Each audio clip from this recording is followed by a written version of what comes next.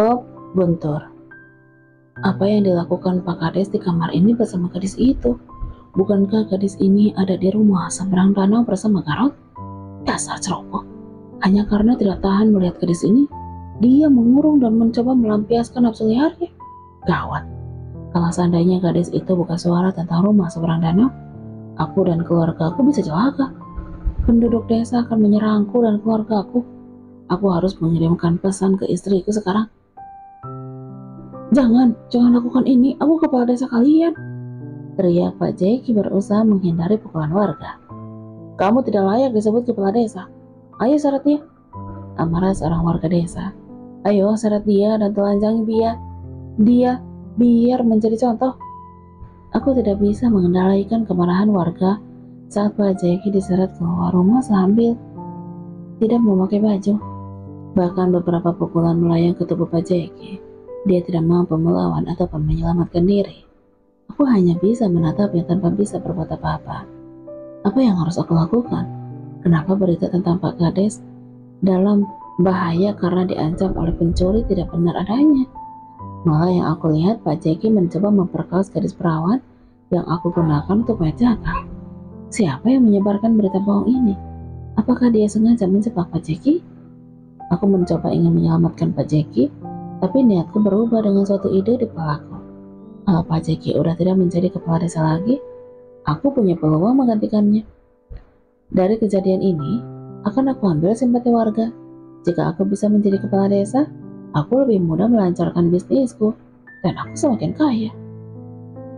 Selama ini, aku selalu berbagi dengan Pak Jeki. Tapi kali ini, aku bisa menikmati hasil dari bisnis ini sendiri. Ayo, seret dia yang telah mengotori desa kita. Teriakku mendukung warga menyeret Pak Jeki sambil ampun.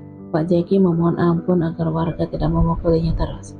Bawa dia ke lapangan agar bisa ditonton semua warga. Dia tidak pantas disebut kepala desa. Aku terus mengarahkan warga agar mendengarkan kata-kataku. Dan aku berhasil. Aku melangkah bersama rombongan warga menyeret Pak Jeki menuju ke lapangan dekat pentas pesta panen. Saat melangkah, aku juga ikut memukuli Pak Jeki. Saat Pak Jeki ingin mengeluarkan suara dan membuka mulut tentang aku langsung meninju mulutnya hingga dia tidak mampu berkata-kata. Wajah Pak Jeki pun lebam karena pukulan. Darah keluar dari hidung dan mulutnya. Pakaiannya tidak tersisa di badan. Ia sangat memalukan. Kejadian ini membuat aku teringat tentang kejadian beberapa tahun yang silam saat aku dan Pak Jeki memfitnah Bondan, karyawan pabrik tehku. Aku dan Pak Jeki sangat tergiur dengan anak gadisnya yang bernama Rami. Gadis itu sangat cantik, persis seperti ibunya. Penolakan cintaku dulu oleh istri Bondan tidak membuatku jerah. Aku juga tertarik pada anak gadisnya, sangat cantik. Sekarang justru Pak Jeki yang diarak keliling desa. Dasar laki-laki yang tidak sabaran. Sudah tahu kalau gadis itu digunakan untuk main jaka. Dia malah mencoba menggagalkan rencanaku seperti tidak menghargaiku saja. Jeki, maaf, kali ini kita bukan teman lagi. Aku akan mengambil posisi pentingmu di desa ini. Oh, enggak. Tolong aku. Tangisan Lasri dengan tangan dan kaki terikat. Beberapa warga membukakan ikatan tangan dan kaki Lasri. Beberapa ibu-ibu mendekati Lasri dan berusaha menyelimutinya dengan yang hampir setengah tidak berpakaian. Aku tidak menyangka bisa membalaskan dendam ini dengan sangat mudah tanpa mengeluarkan tenaga atau mengotori tanganku. Kesempatan sedikit ini aku gunakan sebaik mungkin. Sekarang menyusun rencana untuk membalaskan dendam kepada Pak Guntur. Jangan takut, Mbak, ada kami di sini, ucap Keke seperti baru mengenal Lasri. Sesaat Lasri saling bertatapan dengan Keke. Melihat Keke berada di sini, dan Lasri juga melirikku sesaat yang berdiri di ambang pintu kamar, dia baru menyadari kalau kamilah yang melakukan semua ini. Terima kasih, Mbak, jawab Lasri kepada Keke yang mengikuti cara Keke seperti baru kenal. Apa yang harus aku lakukan? Aku tidak mau Lasri tertangkap lagi setelah warga bubar dan nyawanya pasti terancam. Beberapa ibu-ibu masih berkerumunan melihat Lasri dengan tatapan prihatin. Bu, sebaiknya kita bawa Mbak ini dari sini. ucap Keke kepada seorang warga yang menyelimuti tubuh Lasri. Dari cara bicara Keke, aku tahu dia mencari cara membawa Lasri ke tempat yang aman. Aku lihat ke sekitar. Semua anak buahnya Pak Guntur sibuk melihat Pak Jeki yang diarak menuju lapangan. Ini kesempatan kami membawa Lasri jauh dari desa ini. Kalau dia masih berada di desa ini, pasti sangat berbahaya. Iya Neng, bawa saja dia ke rumahku, jawab seorang ibu menanggapi Keke. Aku ingin melihat apa yang terjadi dengan Pak Jeki di lapangan. Aku juga ingin tahu apa yang dilakukan Pak Guntur pada temannya. Padahal mereka sangat akrab. Tapi malah aku merasa heran, kenapa Pak Guntur ikut mengarak dan memukul Pak Jeki sampai seperti warga lain. Apa maksudnya? Saat Lasri akan dibawa ke salah satu rumah milik warga, aku juga melangkah menuju ke lapangan. Aku meninggalkan Lasri karena ada Keke dan beberapa ibu-ibu yang melindunginya. Tidak mungkin anak buah Pak Guntur melakukan hal nekat di depan warga, kan? Sementara di lapangan, dasar tidak tahu malu. Kami memilihmu sebagai kepala desa karena kami percaya kepadamu. Tapi kamu melakukan sesuatu yang tidak layak disebut kepala desa? Kata Pak Guntur bersuara lantang menunjuk Pak Jeki. Kamu? Pak Jeki berusaha mengeluarkan suara. Plak. Pak Guntur langsung menampar Pak Jeki agar dia tidak melanjutkan kata-katanya. Tuan Guntur, kita bakar saja dia, ucap seorang warga. Kita rajam dia, kata warga lainnya. Hukum manusia sampah ini. Hukum, rajam. Semua warga berteriak, mengeluarkan amarah melihat Pak Jeki. Pak Guntur tersenyum sinis melihat temannya udah tidak berdaya dihakimi warga. Aku yakin Pak Guntur mempunyai tujuan kepentingan pribadi hingga teman dijadikan lawan. Jangan, ampun. Suara Pak Jeki gugup ketakutan. Ia berusaha mengeluarkan suara meskipun sangat sulit. Aku lihat dari arah belakangku, Keke dan Lasri serta rombongan ibu-ibu udah berdiri di sudut lapangan. Mereka juga menyaksikan Pak Guntur berdiri di tengah-tengah warga dan dekat Pak Jeki duduk di tanah. Sudah tidak berdaya, warga dan Pak Guntur sedang berundingan hukuman apa yang pantas untuk Pak Jeki. Ini seperti pertunjukan yang akan diingat warga desa seumur hidup. Sebuah sejarah yang mencatat tentang kejahatan Pak Kades hingga diarak keliling desa dalam keadaan tidak berpesona. Tenang semua warga, teriak Pak Guntur. Hingga semua warga pendiam. Setelah diambil suara terbanyak, maka hukuman yang pantas untuk Pak Kades adalah hukuman rajam. Sambung Pak Guntur. Setuju, rajam sekarang. Ayo rajam dia. Teriakan warga menyetujui perkataan Pak Guntur. Pak Guntur melangkah menjauhi Pak Jeki. Dia bergabung dengan warga lain. Semua warga yang mengelilingi Pak Jeki langsung memungut batu serta melemparkannya ke Pak Jeki. Dalam aksi ini juga aku lihat Pak Guntur melakukan hal yang sama. Namun aku tidak melihat Bima di antara kerumunan warga. Saat Pak Jeki sedang dirajam, aku melihat Keke. Kami saling bertatapan dan merasa puas dengan semua ini. Satu dendam sudah terbalaskan. Ini kesempatanku membalas Pak Guntur. Aku akan menyuruh Lasri berkata jujur dengan apa yang dialaminya, agar semua warga tahu apa juga yang telah dilakukan Pak Guntur selama ini. Akan aku bongkar kebusukan Pak Guntur di depan warganya sekarang. Aku melangkah mendekati Keke, namun ada sesuatu yang membuat aku terpana. Di belakang Lasri sudah berdiri Bu Jumi. Bu Jumi berbisik ke Lasri saat semua warga melihat pertunjukan rajam. Keke sepertinya tidak menyadari kehadiran Bu Jumi karena matanya melihat ke arah Pak Jeki. Mungkin dia mengingat kejadian dulu saat Paman dan Rami diarak keliling desa seperti yang dialami Pak Jeki. Apa yang dibisikkan Bu Jumi kepada Lasri? Perasaanku tidak enak dengan gelagat Bu Jumi. Lasri seperti tertekan. Enggak. Melihat Bu Jumi berdiri di belakang Lasri dan berbisik, perasaan aku tidak enak melihat Lasri. Lempari terus dia, teriak seorang warga yang terus melempari Pak Jeki. Dasar Kades cabut, mati aja kau Kades. Hujatan yang dilontarkan warga belum juga berhenti. Di tengah-tengah warga, Pak Guntur juga ikut melempari Pak Jeki dan terus mengerahkan warga agar tidak berhenti melempar. Anak buah Pak Jeki juga ikut andil dalam mengarahkan warga, dan warga semakin emosi. Oke, sapa aku setelah berdiri di dekat Kailani.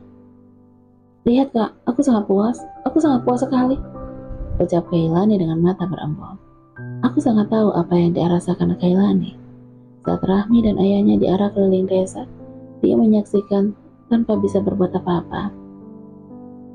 Jika kini dia menikmati balas dendam ini, aku sangat memaklum, karena kepedihan yang kami rasakan membekas sampai mati. Lihat di belakang, bisikku kepada Kailani. Kailani memalingkan wajah. Setelah itu dia berbisik kepadaku. Bu Jumi berdiri di belakang Lasri. Apa yang harus kita lakukan? Tanya Keke. Buat Lasri berbicara di depan umum tentang keputusan Guntur. Jawabku. Bu Jumi mengganggu kita, Kak. Biar aku arahkan Bu Jumi agar menjauhi Lasri. Baiklah, jawab Kailani. Aku mendekati Bu Jumi. Dia tersenyum manis menyambutku. Aku berdiri di sampingnya. Aku senang melihat tante di sini. Sapaku. Enggak, aku juga ingin menyaksikan keadaan seperti ini. Jawab Bu Jumi terdengar genit. Tapi di sini sangat panas tante, bikin haus. Aku mencari alasan agar Bu Jumi menjauhi Lasri. Mari kita minum jus di rumahku, ajak Bu Jumi. Tapi aku tidak mau merepotkan tante, jawabku. Tidak merepotkan kok, ayo. Bu Jumi menarik tanganku. Aku terkejut dengan reaksinya. Aku melihat ke sekitar agar tidak melihat orang lain. Bu Jumi sedikit agresif. Aku takut Pak Guntur salah paham dan akan membahayakan. Aku suka tante memegang tanganku, tapi aku malu dan takut sama suami tante. Ucapku berbisik. Bu Jumi langsung melepaskan tanganku. Matanya melihat ke sekitar. Untung warga sedang fokus menyaksikan Pak Jeki yang udah sekarat dilempari batu. Ayo kita ke rumahku enggak? Ajak Bu Jumi berbisik dengan suara menggoda. Aku menganggukkan kepala menjawab. Aku dan Bu Jumi pun meninggalkan lapangan. Aku tersenyum manis berusaha membuat Bu Jumi terpesona denganku. Wajah Bu Jumi berbinar menatapku. Inilah yang aku manfaatkan. Prof Kailani. Aku melangkah mundur mendekati Lasri. Para ibu-ibu juga berdiri di samping Lasri, menyaksikan pertunjukan rajam terhadap Pak Jeki.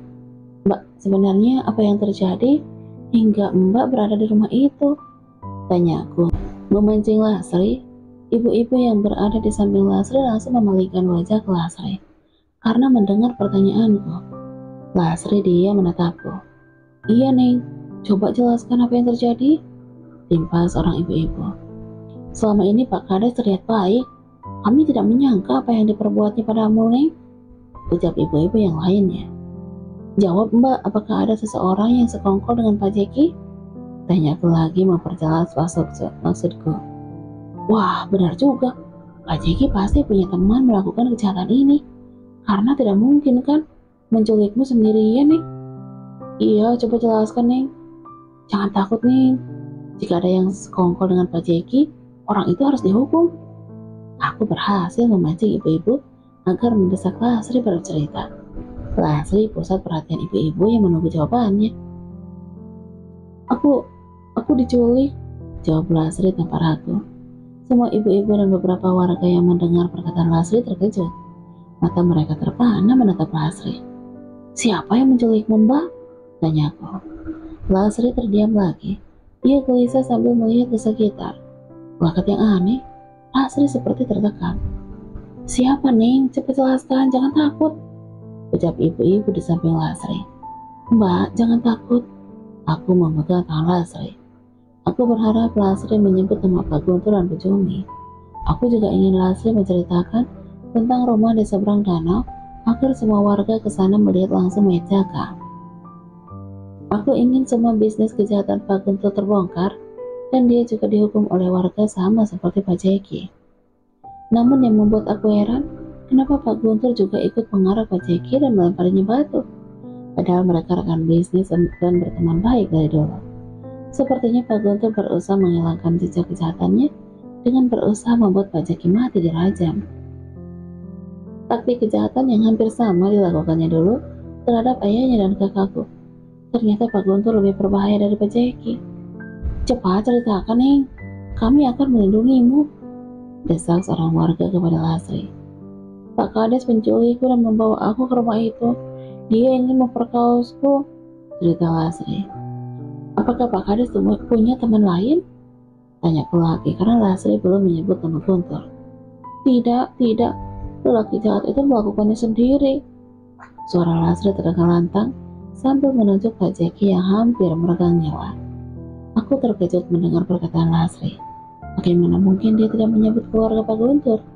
Padahal orang yang ikut merajam Pak Jeki juga melakukan kejahatan dan bahkan lebih berbahaya. Ada apa dengan Lasri? Rencanaku gagal membuat Lasri buka mulut tentang kejahatan Pak Guntur. Lasri seperti ketakutan dan gelisah. Apakah Bujo memang mengancamnya? Oh tidak. Tutup mulutnya Lasri sekarang akan semakin membuat dirinya dalam bahaya. Bu, ayo kita bawa mbak ini ke rumah ibu. Ajakku kepada seorang ibu di samping Lasri. Iya Neng, lukanya juga harus diobati, jawab ibu itu.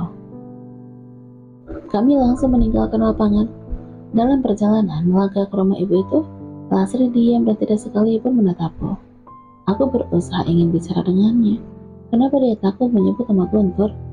Silakan Neng, saya ambilkan air dan handuk untuk membersihkan lukanya ya, ucap seorang ibu. Dan kami udah duduk di rumah ibu itu yang hanya beralaskan tikar pandan. Aku duduk bersila di samping Lasri. Lasri tetap diam. Biar aku aja yang menjaga mbak ini bu, ucapku kepada ibu-ibu yang ikut ke rumah ini. Baiklah Neng, kalau ada apa-apa bilang aja sama pemilik rumah ini. Kami mau ke lapangan lagi. Sekarang Pak Kades pasti sudah menjadi mayat. Aku menganggukkan kepala menjawab. Sekarang hanya ada aku dan Lasri duduk di rumah ini. Ibu pemilik rumah sedang ke dapur mengambil air. Aku gunakan kesempatan ini berbicara dengan Lasri. Kenapa kamu bohong? Tanya aku menatap Lasri. Lasri masih diam. Jawab Lasri, kamu mau agar banyak lagi gadis-gadis jadi korban?